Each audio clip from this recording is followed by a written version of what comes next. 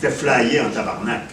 Alors là, je vous laisse, là, excusez-moi de vous interrompre en tabarnak. Non, ben, vous interrompre, c'est exactement mais Tibus, parce la que meilleure expression pour introduire l'âme de Carpizan. Ouais, Flyer en tabarnak. c'est ça. Ah, ouais, c'est l'histoire de Célestin Puré, évêque de Carpizan, lieu imaginaire parmi tant d'autres, qui est un homme pieux, ennuyant,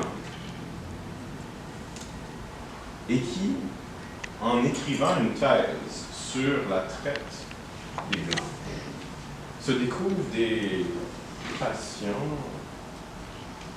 nouvelles. Il devient progressivement homosexuel et déflore 26 membres du chapitre. Ah oui. Oh, Scandaleux. oh, oui, scandaleux. Dégueulasse. Et ensuite, se travestit,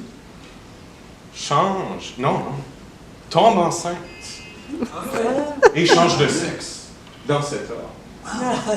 Par la venue d'un docteur étranger, le docteur Fatima, pour performer la chirurgie de changement de sexe. Et là, évidemment, ça cause problème. Premier évêque catholique, femme. Alors, on le rétrograde, on le cache dans un couvent, il devient maire supérieur. Et il transforme rapidement le couvent en lupanar. Et là, il est forcé de s'exiler parce qu'on le fout dehors, à coups de pied dans le cul. Il va voyager à travers le monde, dans des lieux plus imaginaires, les uns que les autres, et connaîtra la gloire et l'infini. Puisqu'en fin de course, il se retrouve à se venger de l'Église catholique je vous vends le punch, en sodomisant le pape, en pissant sur les reliques de Saint-Pierre et en massacrant toute la curie romaine. Il a connu de Saint-Pierre. Hey, Tibu! Tibu, il connaissait pas ça pantoute, excuse-moi! Ce livre est très peu connu, sinon inconnu de tous, publié pour la première fois en avril de cette année, et que le lien avec la pataphysique est très fort. Et je vous dirais que c'est le roman québécois, ou roman, livre, récit, conte philosophique à l'usage de tous, comme il le mentionne dans les premières pages. Québécois le plus pataphysique de tous les temps. Puisque le principe premier de la pataphysique, l'équivalence des contraires, se retrouve dans tous les cas. Donc, évêque pieux, ennuyant, à femme, star hollywoodienne, sexe symbole, après le changement de sexe, général d'Athènes, ça n'en fait.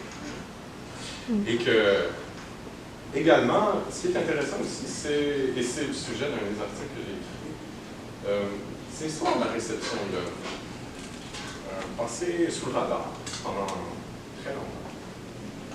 Apparemment, qui aurait été excommunié par l'Église catholique pour la publication du livre. C'est ce qu'il dit à tout le monde qui voulait l'entendre. Malgré le fait qu'il ait vu le Saint-Siècle. Exactement. Mais moi, j'ai une question pour toi, Alexis.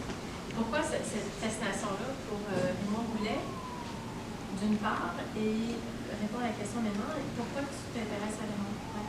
Ben, tout d'abord, parce qu'on m'a dit il y a 3 ans, au convent de 2016. 2015, Décembre 2015. OK. Qui avait un récit ubuesque transgenre, québécois, des années 50. Ma deuxième question, c'était Raymond Goulet est un ami d'Adrien Thériault. Oui. Et moi, je suis la seule à détenir les droits de la joie dans le vocal d'Adrien Thériault de Mes beaux meurtres.